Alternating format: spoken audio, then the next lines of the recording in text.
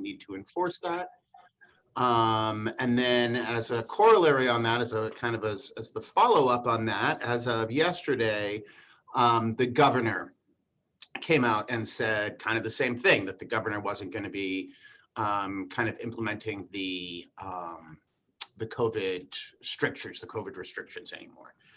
That then kind of, as the domino effect of these things does, that then triggered a county response, which was that the county response was that county buildings are open and the county is following CDC guidelines, and they've gotten rid of the temp check station. They've gotten rid of the contact tracing. I followed up with my contacts at county and discuss with them the health department perspective and kind of the policies that we went through and the reopening plan and all that sort of stuff. And the sense that I got from them was that, this was what we were doing. This was the health department decision. This was the county decision, that with the governor's strictures gone, we really don't have the teeth to enforce much of anything at this point. You can't point to the governor's order. You can't point to the county executive's order.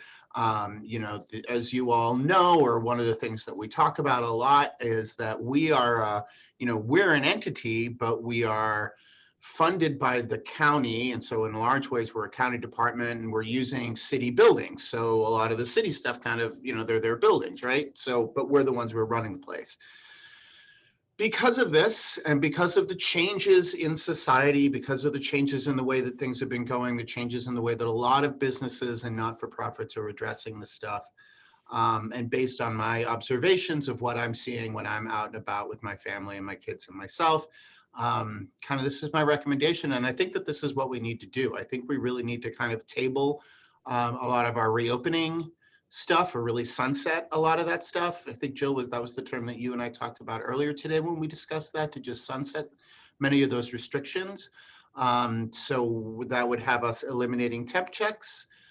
We would no longer be capturing contact tracing information. There wouldn't be that check-in at the door anymore. This would have us eliminating capacity restrictions as they pertain to COVID. Of course, regular fire capacity restrictions would remain, but the capacity restrictions that are in place due to COVID would be removed. This would allow us to start doing some limited indoor programming with guidelines, that we would be sharing out, that would be kind of helping to establish best practice or safest practice within the idea of having programming again, indoor programming, and it would allow for us to have outside groups reserving and using programming spaces again, as they have in the past and as they traditionally have. And then, of course, it comes down to the big question of masks. And the question of masks is a big one. And I'm not going to, lie. I personally feel like this is a bit early. My preference would have been, I think, probably to go till September. However, this is the guidance that we're getting from the health department. This is the guidance we're getting from the CDC. Who am I to second guess them in that? So what we're doing with masks, or what I'm recommending that we're doing with masks, or what I see us doing with masks, is that we ask that patrons and staff who are not vaccinated continue to wear masks. If staff choose to wear masks, they can do so. If patrons choose to wear masks, they can do so. We will not be obligating them to wear masks. We will not be throwing anybody out or banning anybody from wearing a mask going forward. We will need to change our signage so that it will say, if you're not vaccinated, please wear a mask. If you are vaccinated, you may mask, masks are optional. And we haven't quite worked out the language on that, but it will be largely that. And we'll be updating security and CET so that they know what's going on as well. There have been early conversations with staff, and I am not presuming to speak for all staff, because I know that there will be staff who will be uncomfortable with this, who this will make nervous, and I understand that and I respect that. What I've gotten back from staff so far, which is principally at the Lib3 level, is that a lot of them saw this kind of coming. The writing has been very much on the wall. I went to the mall to do Build-A-Bear workshop with my kid last week, and it was, there were tons of people there and nobody was wearing a mask, and this is kind of where it was at. So there is the question, of course, of safety for staff, which I still have a lot of respect for. We are up to 70% vaccination here in Onondaga County, and our infection rates have been low. This is a policy that we're being kind of mandated or told or recommended to us or suggested, or however you want to politely phrase that, from county. And I think that it's in compliance with kind of where we're heading, both where we're heading with the science and where we're heading as a society. One of the things that I would ask you as a board to bear in mind is that this decision is timely now, because if we make the decision that masks are now optional, which again is very difficult for us, and I recognize that it's very difficult, a difficult decision to make, but it's the one that I'm recommending. Because what we want to avoid is having conflict due to people who have now lost the mask wearing habit coming into the library and having conflict based on that. That actually creates a higher danger, of everything for our staff. So in order to avoid that, in order to stay current with trends, my recommendation is that we pull back on our reopening standards and essentially go back to business as usual, both in capacity, in our the policy around conduct standards, standards of conduct, and all of that stuff. And I'm very happy to have the discussion around this, but that's my recommendation as it currently stands. Christian, thank you. One point of clarification. You mentioned talking to the Lib3s. Could you explain, are those the branch managers, the Yes, section sorry. managers? Who are they? And that was those were conversations that Dawn had. So that Dawn had those conversations, and I'm extrapolating from those conversations that I had with her. But yes, when we say Lib3, what we're describing are the branch managers. So each branch has a branch manager. The branch managers are librarian 3s, thus Lib3. And that is almost exclusively what Lib3s do, is branch management and that kind of position. I think Katie's also a Lib3 but they're high level supervisory librarians. And those are the ones, but the ones that we're discussing are the ones who are in place in the branches. I've been in regular contact with the union as well.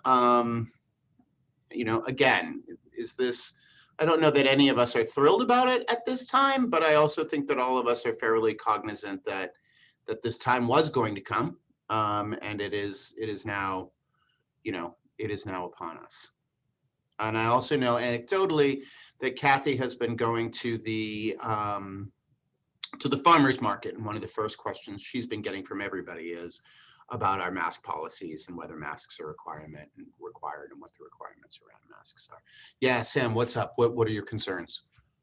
I think this is obviously a thing that is quickly changing, and clearly the guidelines are changing across the board. So not surprising to have the discussion. Just wanted to mention, I know I just got guidance from the school district about their standards for being inside of school buildings, where the recommendation is still for students to wear masks, because by and large, at least for elementary school students, they are not even eligible to be vaccinated. Yes. Obviously, a lot of those kids we hope will be coming to libraries. And so I think that is a concern. I totally get we don't want to keep people out of the library if they refuse to wear a mask. At the same time, I think that we need to be at least considerate of the fact that there may be students or kids who don't come to the library because of that. Yep. I don't know where the balance is there, but the school district at least seems to have said, yep, well, everybody in the building is going to wear a mask, beyond what county guidelines are currently recommending. So I just wanted to bring that up as a thing I think that we all need to think about. Yes. I'm not sure that I'm going to bring my kids into a library prior to them being vaccinated, especially if there are people unmasked. Absolutely, and I understand that, and I respect it a lot. It's actually one of the questions that has come up, is if we have a program, it's story time, can we tell the kids to wear masks? Is that something that we can do? Do I have legal grounds to do that? I actually had a conversation with somebody today that was like, look, I'm an administrator, and so I'm happy to write that rule, but I need a piece of paper that I can point to back up that rule. And currently I don't really have a piece of paper for that. In our household, my 12-year-old's vaccinated, my 7-year-old is not. So that leads us to an interesting question, Sam, and I'm going to let you really, really far behind the curtain of library admin, is sometimes we don't write policies because we don't want to be held to a policy, right? So if I write a policy that says all children between the ages of 2 and 12 must wear masks at all time, that now creates a whole syndrome where people are having to enforce this. I would like to maybe encourage masks during story time. I think that we can encourage masks maybe for kids, 2 to 11. I think that we can do that. My concern is that, once we start slicing the onion too thin, that becomes a little bit problematic. That binds people's hands to what they can enforce and what they can't enforce. And then, I really resist writing policy for bad patrons. I think that it's a bad habit to get into. But I think that just kind of thinking ahead to what kind of parent interactions we would have, and there will be people who feel exactly as strongly as you do of, I'm not taking my kid into the library if they have to wear a mask and I'm not wearing a mask. So I wish I had a better answer. Today has been another step in me not having all the answers, and that's a patience practice that I'm working on. And you're not wrong, but I don't know that I have an answer for it as yet, Sam. Tim, your question, comment? No, I thought you were gonna, sorry, you looked like you were gonna speak. No. And the yellow light went on around you. No, I would just say is I don't think anybody knows where the balance is right now. We're in this weird situation where you have a fairly substantial age group that hasn't been eligible to get shots yet because there hasn't been the testing done. And that age group happens to be heavy users of the library. Now it'd be great if we had this huge supply of masks with like Disney characters or something on them, or even clown faces or something like that, the things that kids would want to wear during story time. But that's probably not realistic. So, well, I mean, and we could certainly do crafts around masks and all that stuff. That's all fine. I think that we're just kind of hitting that cultural tipping point, and that's the challenging part, Yeah, is that we yeah. are, The there are ship sailed. places that are at 100% capacity, I mean, if the fair is at 100% capacity, it's very hard to continue to enforce strict capacity strictures, Yeah. right? So, And Sam, not to discount what you're saying, this is something I've thought about a lot too, because I got a kid in that demographic too. One of the things that I'm really hoping for, and I recognize that this is hope with all caps, like hope with like background light on it, is that if we squash 12 and up, the little kids don't seem to be particularly transferring it quickly. And my hope is that it will just kind of stall out, and that will be that. Now, that's my very pragmatic dad of a 7-year-old. Fingers crossed, this is what I sleep at night with. Thoughts? Have you asked Dr. Gupta?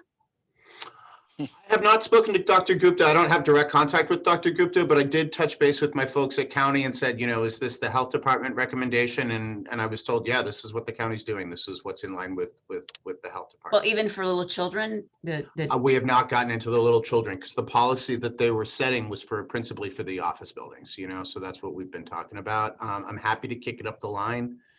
And see if we can get some feedback from the health department on that. I mean, Maria, I have not sent in that email, but I would be happy to follow up with Dr. Gupta on that, or at least ask my folks in county to do so. I think even just having the backing of Dr. Gupta saying, yes, I buy in, is just good in terms of us being able to call to that. Absolutely. Yep. Right. We consulted with the experts. Any other board questions or comments? I'll just say I support our position at this juncture. I mean, I agree with the fact that I wish CDC had, we're relying on this honor system of who's been vaccinated. That's troubling, but I support what that's what we have. I support the policy right now. Thanks, Ed. Thank you. I believe, so I should stop and say, anybody else have questions or comments before okay, so I believe that this requires 2 votes from us.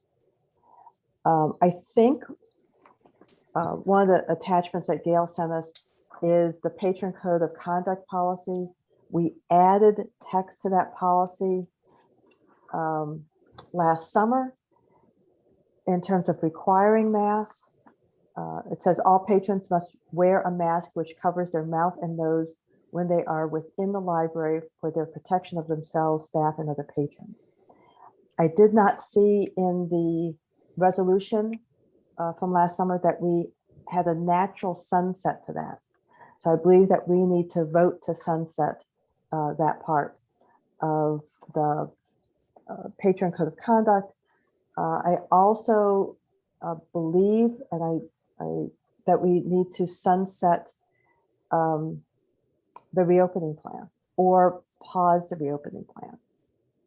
I believe we need 2 votes. You want to do those now or when we get to the resolutions? I think we should do them now so they're in context and they're in the minutes in context.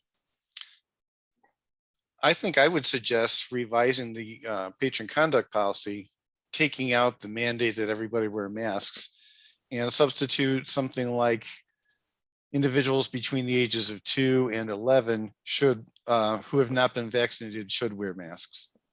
I would ask Tim that we not do that at this time, that we Yep. just kind of see what the best policy is, since this is a board level policy. If I have to change that due to guidance from Dr. Gupta or upcoming guidance or anything like that, then I have to go back to you guys to do that. And then we don't even have that conversation until August. And then I'm dealing with probably my highest traffic time for kids in the library. So I don't know if we would be able to just kind of say, we're tabling the reopening plan and take the mask consideration out, and then just have in there that, the board has confidence in administration's ability to create effective policies to keep patrons safe, and just kind of go from there. I don't know if that would be an effective way around that. Lenore, what's up? Is there a I was question just for me? thinking that maybe you could put some general language in this that would refer to CDC guidelines or something general so that we don't have to go back and change this every time things change. Yeah, I would almost like to just kind of get away from COVID stuff entirely, and get away from the mask stuff entirely, and then kind of have because our code of conduct is pretty set. There's actually something in there I really needed you folks to look at as well, which is there's a line in here about, any behavior that disrupts the normal functioning of the library or creates an unsafe environment. That was never approved. There's a line in here about eating food or drinking beverages except at branch libraries offering. So that should be Christian- omitted. So I think there's a So- couple of things going on. Yeah, Christian, I'd like to take those up at a different time. Okay, great. Well, in that Um, case, my recommendation would be to just get rid of the mask thing entirely until we have proper guidance, and then I can update all of you and inform you kind of based from that, if that's something you're comfortable with. Jill, I make So- a motion that we remove the mask mandate from the patron code of conduct. Well, Lenore, does that towards satisfy your Lenore's point, concerns? though, towards Lenore's point, don't we want to acknowledge that we're doing this in accordance with CDC guidelines?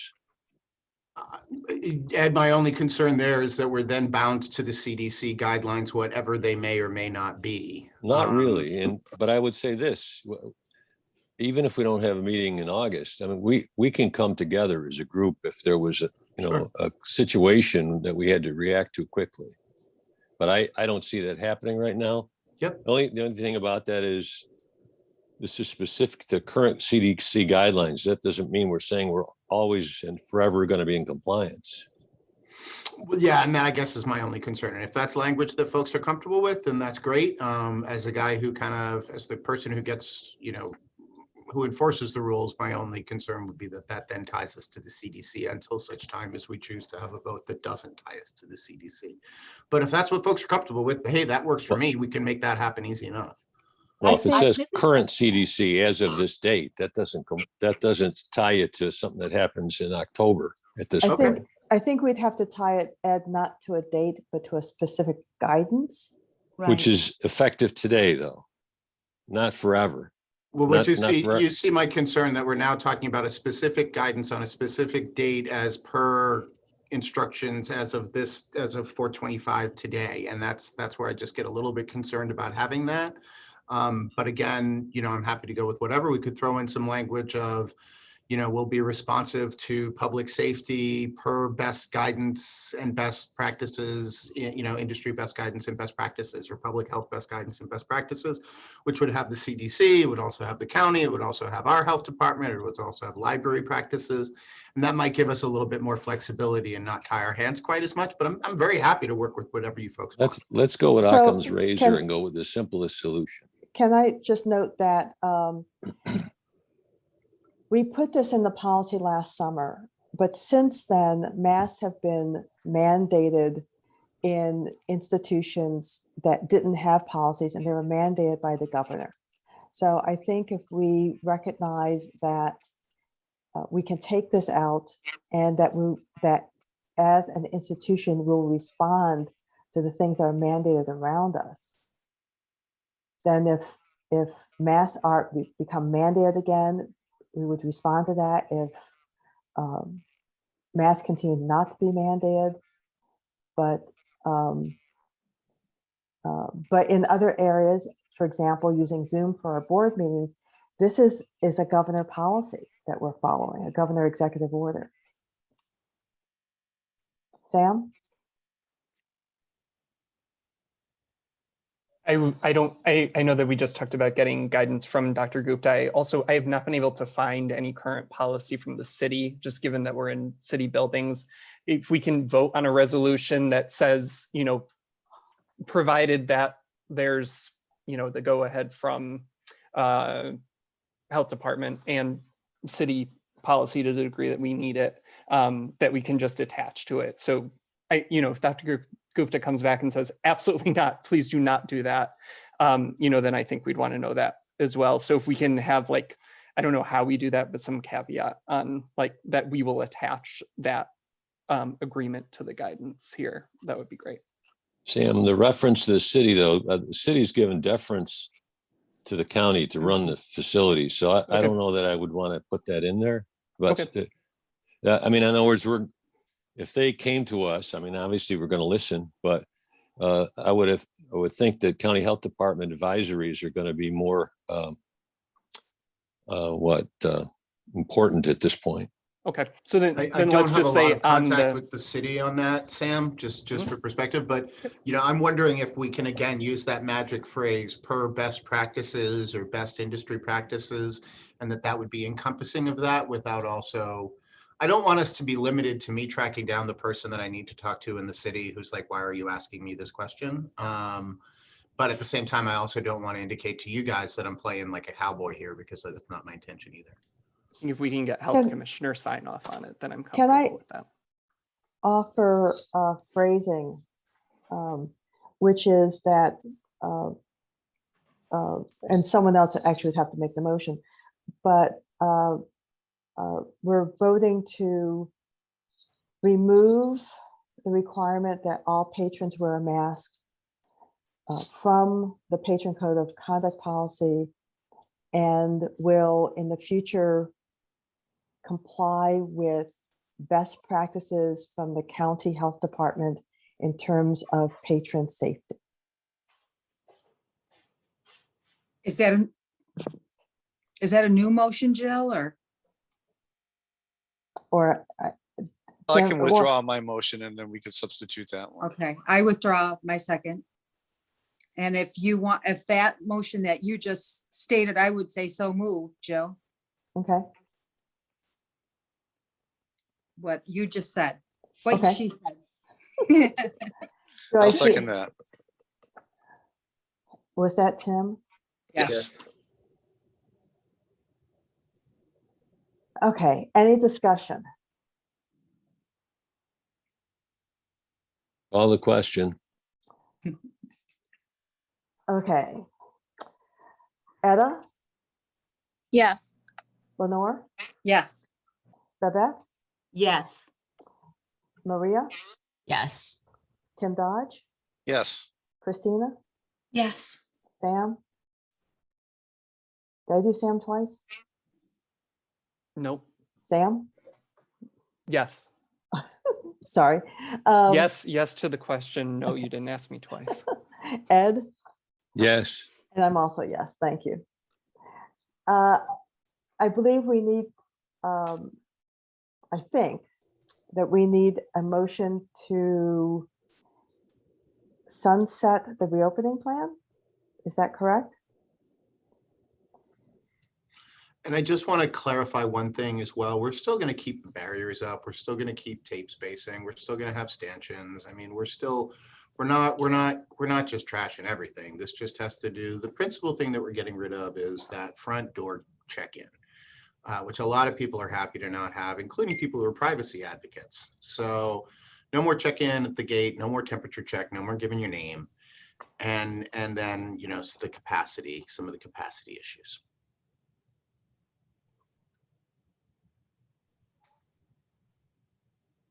Will someone make a motion to? I will, Jill. So Lenore- moved. Lenore? Yes, Thank you. move to sunset the reopening plan. I'll second it. Ed, thank you. Any discussion? It just seems like it's no longer needed. We knew Okay, this time was going to come. I mean, it's earlier than I thought I was really expecting it to be. I thought we'd be here in September. So it's earlier than I was expecting, but you know, we all knew that we'd be here. so let's vote. Etta, Yes.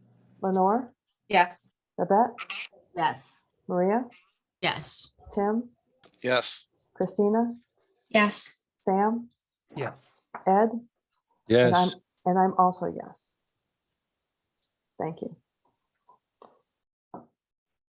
Christian, anything else that you want to highlight from your report? No, I want to say thank you to everyone for the work that we just did. It's really important. This is important stuff, and I really appreciate everyone going through this. I appreciate the courage and the professionalism that you're showing on this. It's tough, and this is a tough call to make as a board, and I really appreciate it. You know, my biggest thing that I've been involved in is the MOU, which is something that we'll be touching on as well. And I think progress is progressing well, but I think that Jill will be discussing that with you folks as well a little bit later. And I'm happy to chime in on that. Thank you all very much for the support on this. It's a big deal. Thank you. thank you for all your Any, work. any questions for Christian?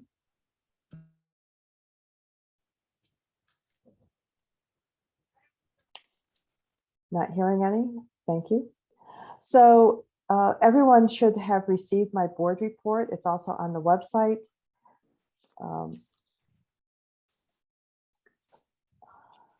I don't want to go through it all. I will note that the MOU committee is working and subcommittees are working. Things are indeed progressing.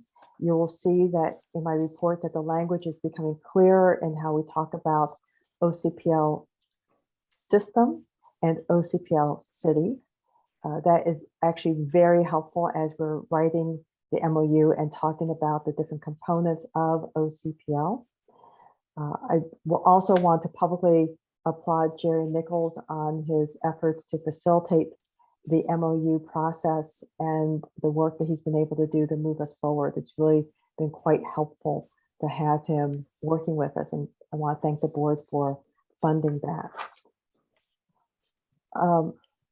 This is likely the last board meeting that we will have through Zoom, given the fact that everything is reopening and that the governor's executive order that allows us to meet through Zoom is going to sunset at the end of the month.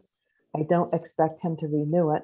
So it is likely that our next board meeting in August, unless we need one earlier board meeting in July, will be in person. And we'll ensure that we can make that happen in a way that is comfortable for everyone. Trustee training. The legislature did pass both sides. The requirement that trustees, all library trustees, receive 2 hours of training per year. And we're expecting that the governor will sign that. The only other thing that we'll do if we have time is to talk about the value statements. They're at the end of my, there were additional documents sent out with my report, but this is part of the MOU process. And I think those value statements will help all of us understand the work that OCPL system does for its member libraries. So that's my an overview of my report. And if we have time, we will go through the value statements. Sam? Just really quickly on bringing board meetings back in person. I kind of like having the option to join remotely at times. Of course, I would love to see all of you. Is that totally restricted based on the guidance? So it's not even a possibility that we could offer it? So here's the problem. If you can continue to Zoom in, if you open your home to the public. And That's what I so thought. if you think about the history of online meetings in quotation marks, there was a time many years ago where you had to have the right equipment to video conference into a meeting, which would have been probably a public location. It might have been like, some of us meeting in North Syracuse and everyone else meeting down in Lafayette, two video conference facilities that were then open to the public. But the law is currently written that if you want a video conference in, good for you, but you have to make your location open to the public. The governor's executive order temporarily took that off the table so that we could all video conference into board meetings like this without making our home office locations open to the public.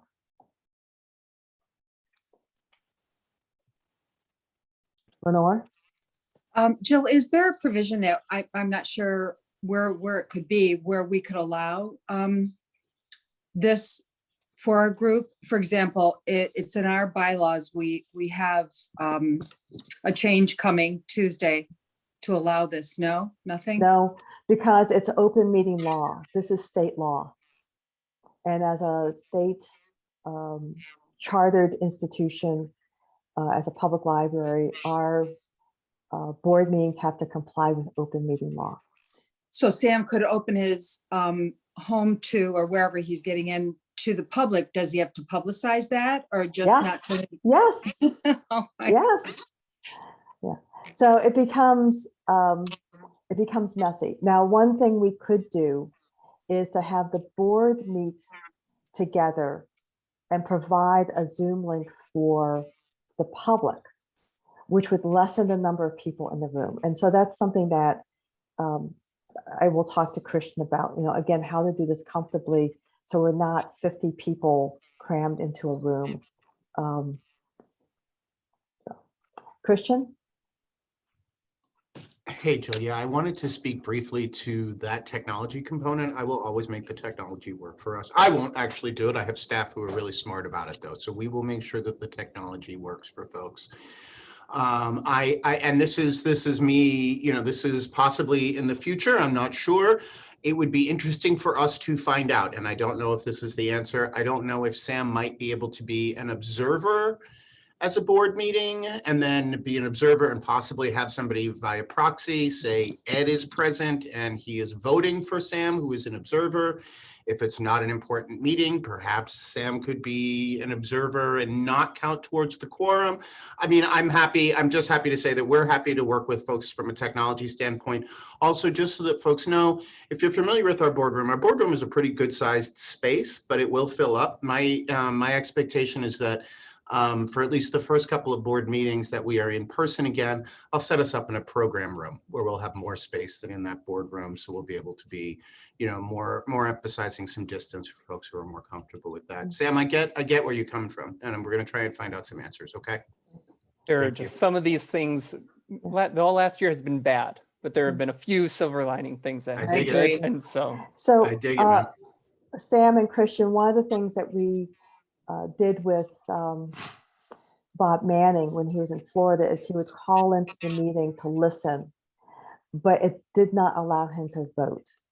So he was not really present in the meeting.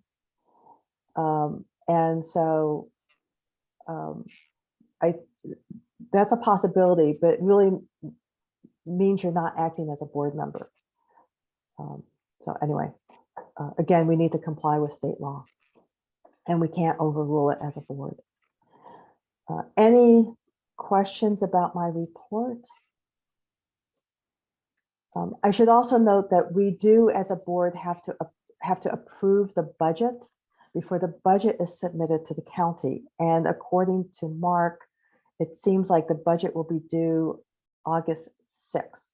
So there is likely going to be a meeting late July, super early August, if those dates hold true, so we can approve the budget, and likely that meeting would be in person.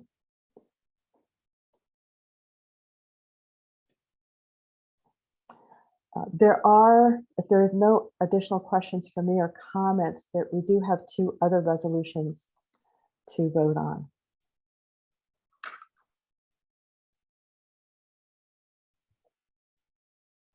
So we have resolution 2118. This one is actually from Ed. Ed, would you like to move this resolution about the Ozzie Golden Award? Yes. So I have to move it and then we can discuss it. I'll move the reinstitution of the Ozzie Golden Award, Resolution 21-18. It's quite long. People can read it. Do I have a second? Second. Christina, thank you. Jill, Any- may I just add a couple of comments, Yes. background comments before we vote? Yes. Because this is a very, very interesting woman that the award was named after, and I won't give you a long history, very short. But in the early 1900s, her and her families were escaping persecution and oppression in Russia, and they came to the U.S. And very interesting, her father was an itinerant merchant who died young, 55, and his mother took over, going door to door, selling things. And so Ozzie was a very, very good student. She went to Central High School, was an honor student. And as soon as she got out of high school, she applied for a job at Syracuse Public Library, was interviewed by Dr. Payne's assistant, Frida Gates, and she became a book mender. So she reported to work with her apron because she wouldn't get glue all over her.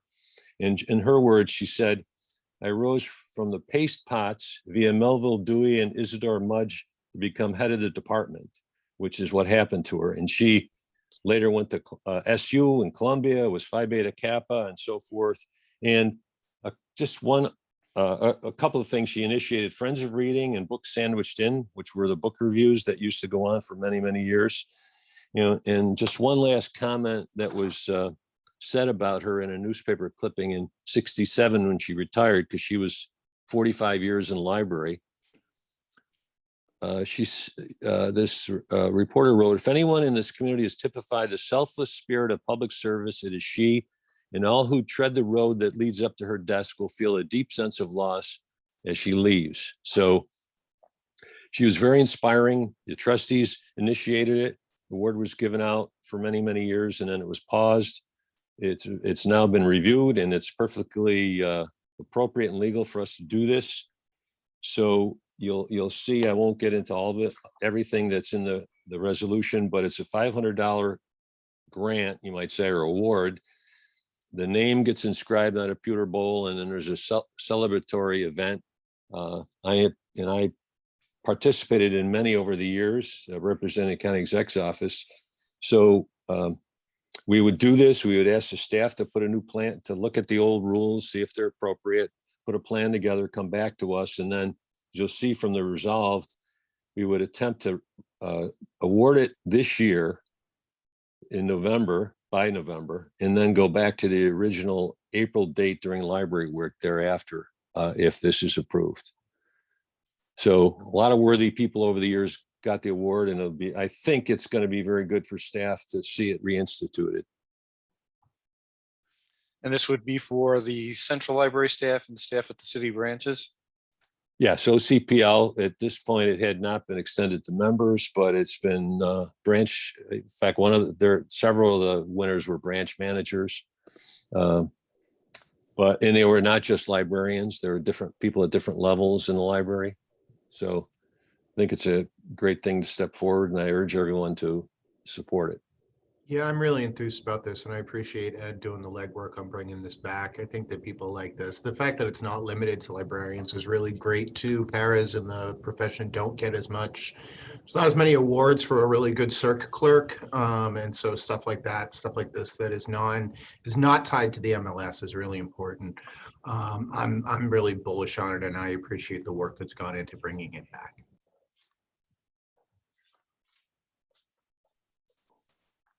Ed, thank you for giving that overview of her. I'm wondering if in the resolve, if it should say hereby restate the Ozzie Golden Award for OCPL City.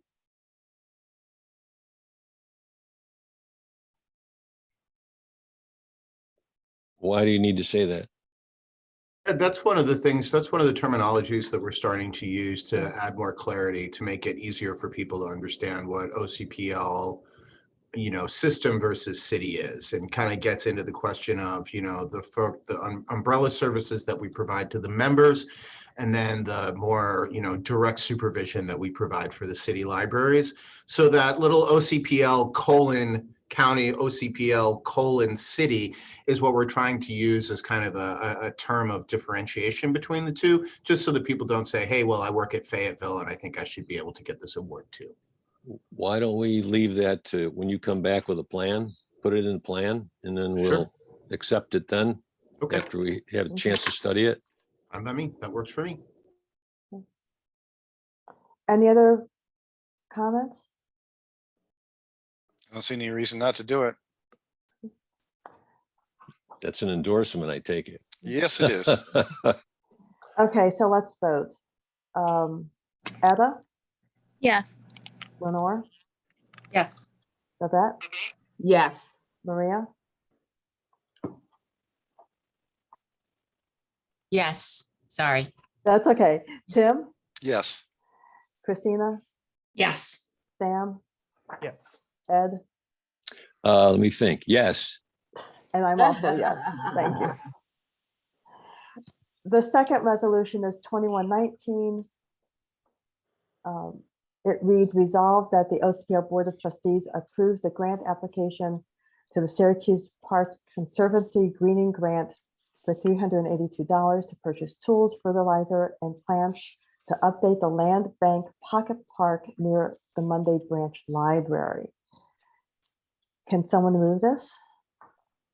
I will. Christina, I'll thank second you. it. Ed? Any discussion? I'll note that the library actually has helped with several pocket park raised bed gardens around the city. So this is one of several, but this is one that they're looking to receive a grant to help improve that pocket park.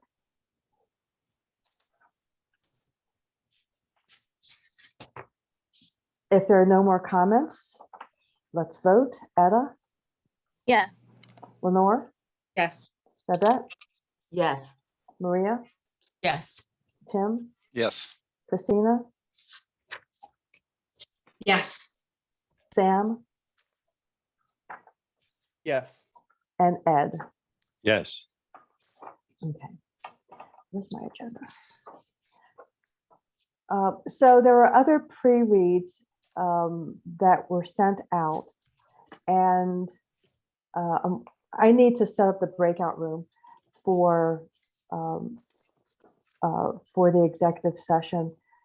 So while I do that, I'm wondering if there's any comments, any questions about the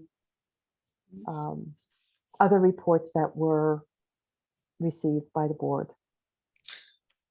I had a question, and just really a matter of curiosity for Mandy, your report on the suburban libraries. How's traffic been as you've been gradually reopening?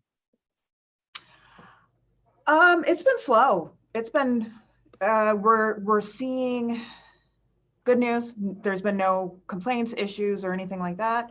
But it's trickling. It's taking a little bit longer. But our curbside, the good news is, oddly, our curbside is dying down, which is showing me that people are coming in and getting their holds. It's still being used and we're still going to continue curbside because it's not really affecting. And I imagine when the weather gets cold again, people will probably take advantage of it. But we're still not there. We're, you know, I think it's going to take a little bit longer. This summer will really prove, I think. And we're having actually all of our programming outdoors. So we'll see how that goes with people coming in. Thanks for asking, Tim. Yeah, I just wondered if people got out of the habit of going to the library over the last 16 months. It That sounds has like been my they have. fear for the last 16 months. And it will continue until I see more numbers, but it's happening. They're coming back. I think that we're going to play a role in the recovery and in the mental health recovery. And I think Mandy's really hit the nail on the head. People are nervous, but they're starting to come in. I think that, you know, I think that curbside's never going away. But it was, you know, when I was at the theater, you know, it was outdoor theater, but I felt like there was a collective sigh of relief. And I feel like we're getting some of that, or we're starting to see some of that amongst our patrons. But yeah, Mandy, those guys do such great work out in the suburban libraries. I love my suburban libraries. It's what my family uses.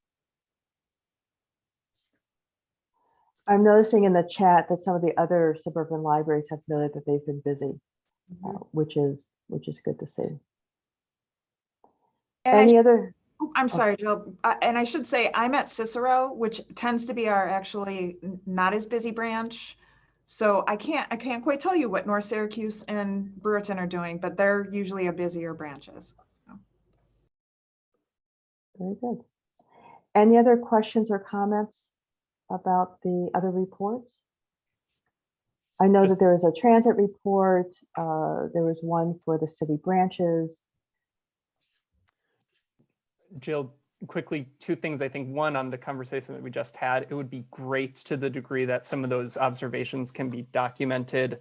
You know, I know that we've talked a number of times about like, what does a strategic plan or what do our goals look like, things like that. And so just having even sort of anecdotal, things were slower at the beginning, or people seem to be like coming back, you know, in ways that we didn't expect, I think will be really useful for just kind of going back and not forgetting, honestly, you know, what things look like.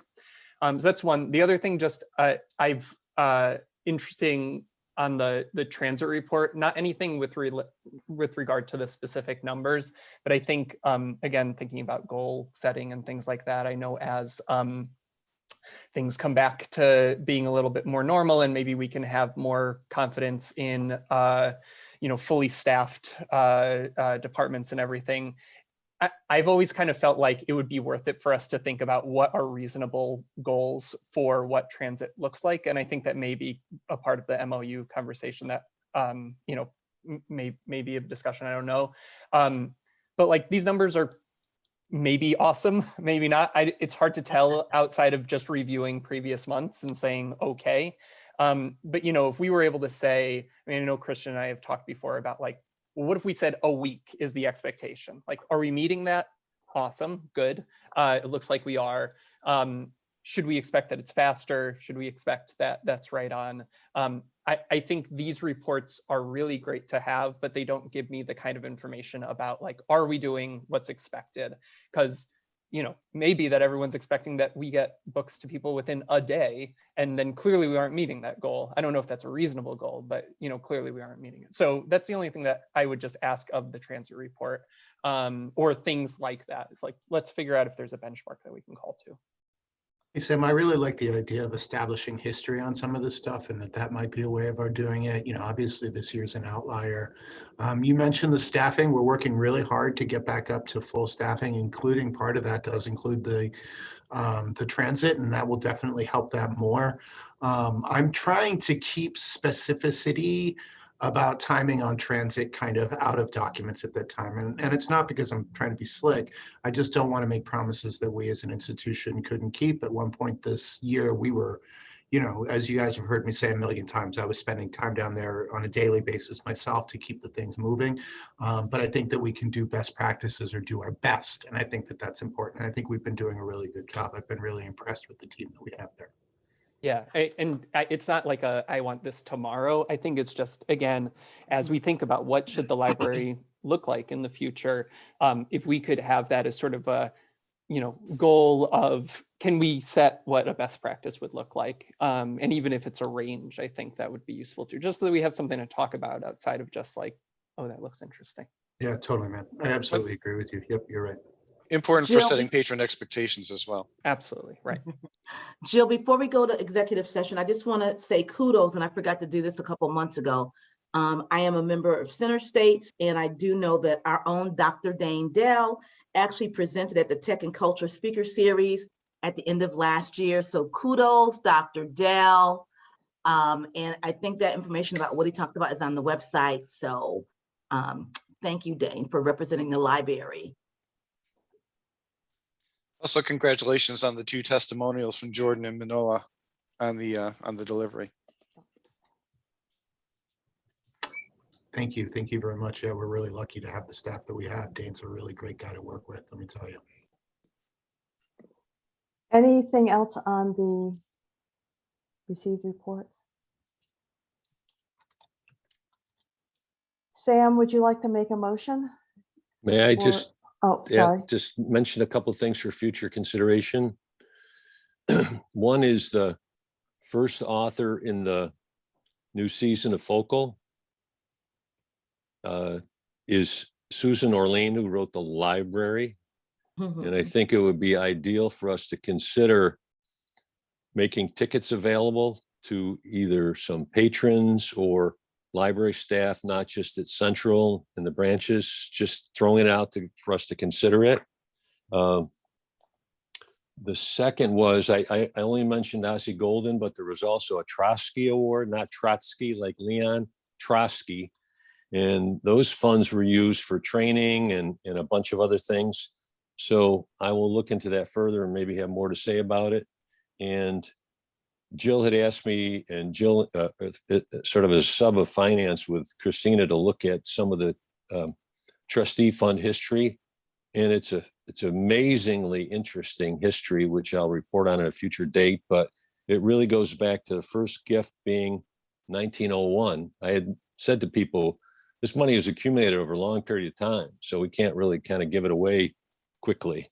But 1901, 1905, 1908, I mean, it just, the biggest gifts other than the Trotsky, which was a bequest in the 90s, I think. Some of it goes back to a long way. And it's an interesting history. Some of you will be bored with it, some of you won't, but I will bring it up at a future meeting after finance meets a couple of times to nail some of this down. But I just wanted to get it on the radar.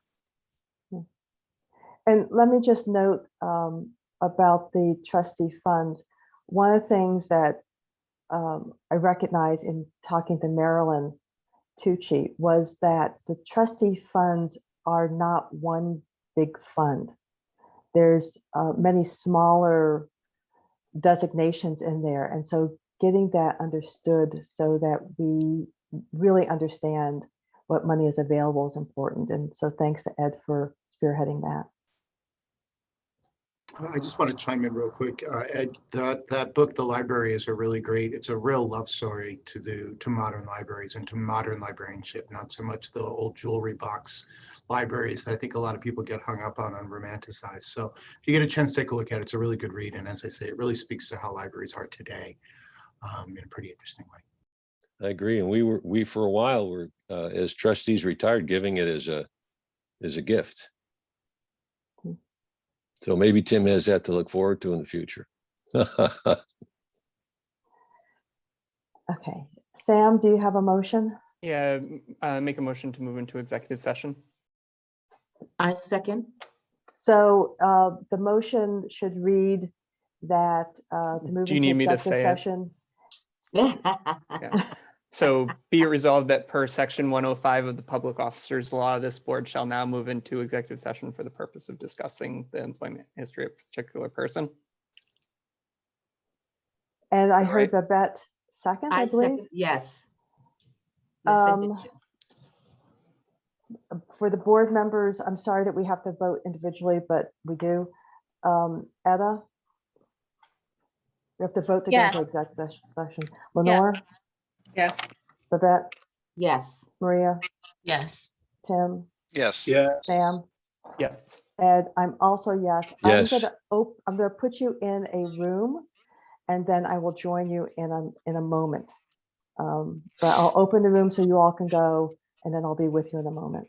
Jill, I'm not sure, but I think Tim Mulvey may have joined us because I thought I heard somebody chime in just now. Oh, yes, okay.